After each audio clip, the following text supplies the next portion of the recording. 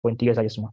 Nah, model rasional ini satu step ya, mengurut itu ada lagi persoalan bobot. Bobot itu opsi pertama, kedua, ketiga mana yang paling berat.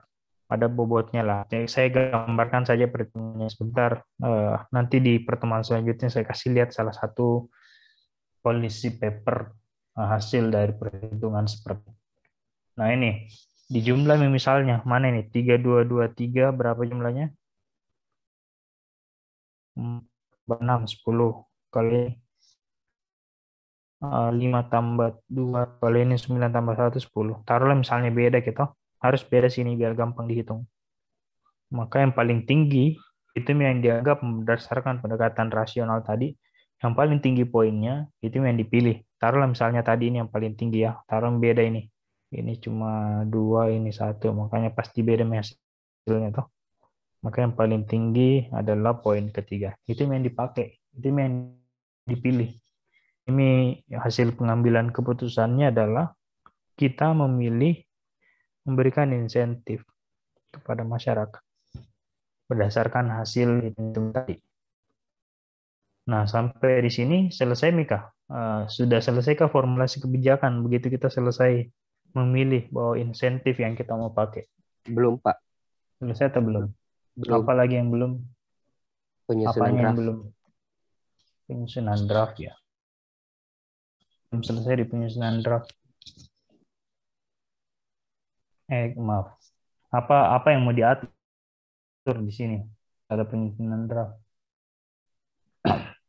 Jadi ini kan insentif ya, tapi kan belum jelas insentif itu apa-apa saja di situ.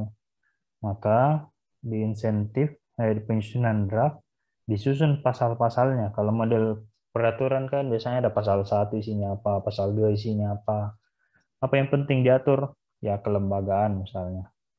Kelembagaan, pendanaan, apa lagi namanya, eh, penanggung jawab, terus sanksi kalau eh, ada hubungannya dengan sanksi. Kan yang diatur ya, ketentuan umum dan lain-lain. Ini dibikinkan pasal-pasal toh. Kalau bukan pasal-pasal adanya petunjuk teknis, juknis dan lain-lain. Ini yang disebut sebagai penyusunan draft kan.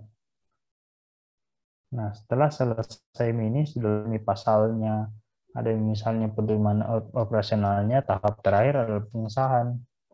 Apa yang dilakukan di pengesahan?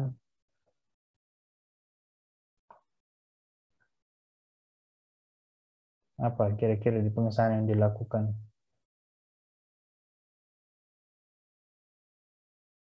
Halo? Nanti tidur semua ini. Di Ya, Pak. pengesahan apa yang dilakukan? Disahkan, Pak, kebijakan yang diambil sebelumnya.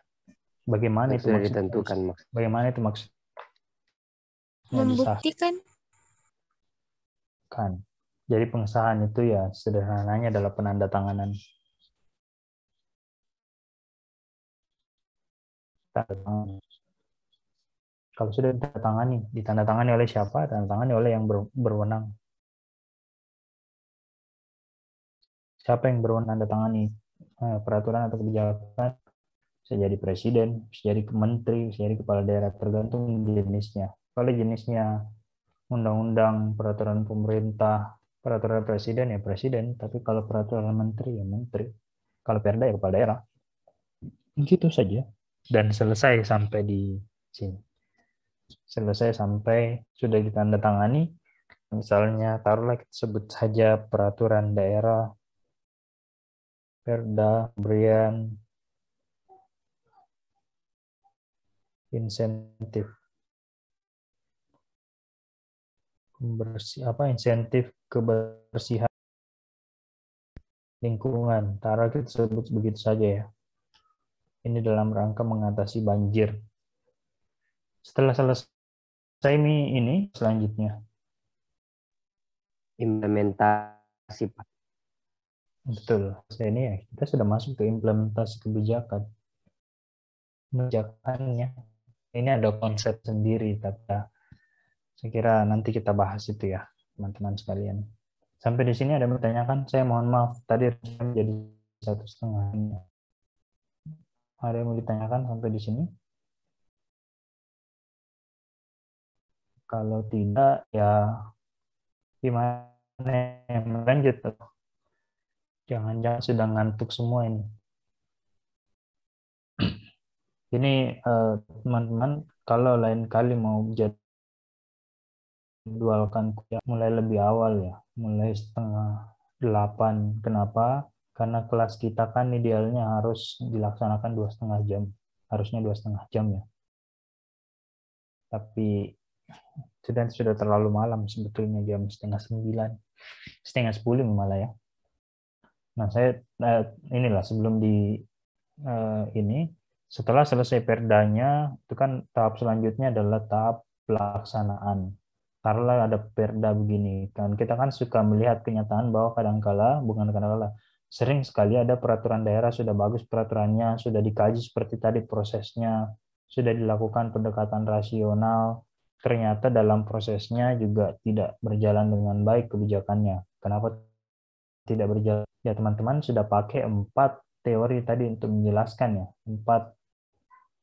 Ada 4 teori. Teorinya Edward III, ada teorinya Merrill S. Grindel, ada Masmanian Sabatier, dan ada Van Meter dan Van Horn. Itu ya, kenapa itu kan bisa digunakan untuk menjawab. Taruhlah misalnya perdanya nih sudah dilaksanakan 1 tahun, tapi ternyata perdanya tidak bisa berjalan baik.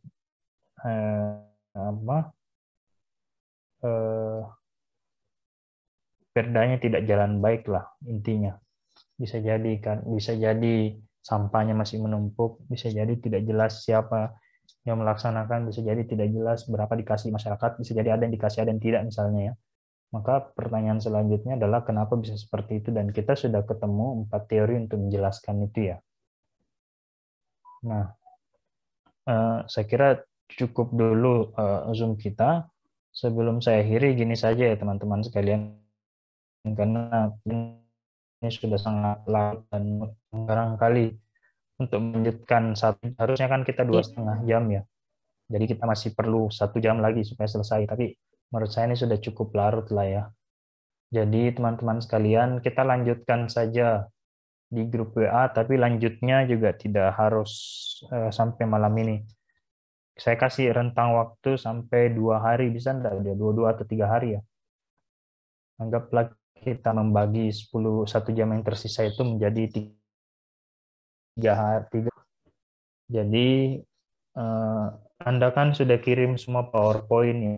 Yang saya belum dapatkan tadi adalah pertanyaan dari setiap kelompok untuk kelompok lainnya. Misalnya dari kelompok Edward ke kelompoknya Mas Manian Sabtier, ke Van Meter dan Grindel.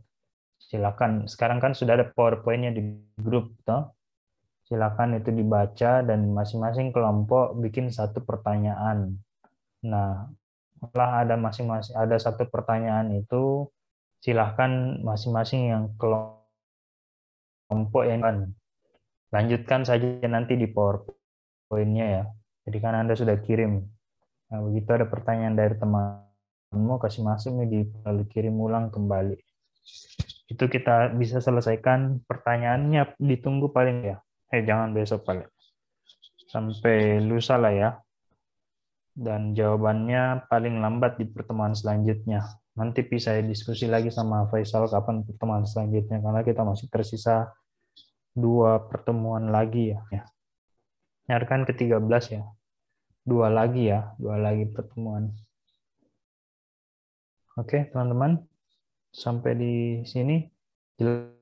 Saya mohon maaf, mungkin kita tidak lanjut. Harusnya kan ini dilanjutkan di grup WA sekarang 1 jam. Cuma karena barangkali sudah terlalu larut, ya jangan-jangan juga ada teman Anda yang kecapean mengangkat-angkat barang gara-gara kebanjiran ya. Jadi intinya gini, kita lanjutkan pembelajarannya, tapi menggunakan 1 jam yang tersisa ini secara pas. Silakan misalnya kalau hari ini mau istirahat dulu, besok pagi atau besok siang Anda istirahat, silakan dibikin pertanyaan untuk kelompok lain ke temanmu. susah, ya silakan dijawab pertanyaannya ganti-gantian. Kalau mau cepat ya